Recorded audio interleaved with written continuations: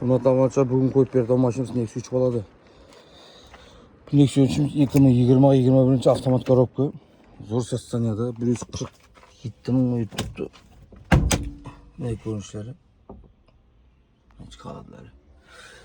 Mashinamizda metan 4-chi pakana metan gazlari bor. Balon kesak bolalar zor satsaniyada chekcheklarimi, chigitlarimi turibdi. Bu mashinamizga barter avtokredit bor do'stlar. Bemalol qachon 4-chi pakana metan gazlari, akkumulyator bilan sportini sotib bor do'stlar. Saplar bir tezgan. Mana ko'rinishlari. Zor satsaniyada turibdi.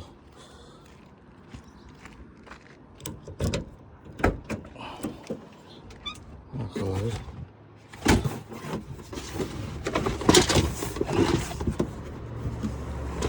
Ne baskılar.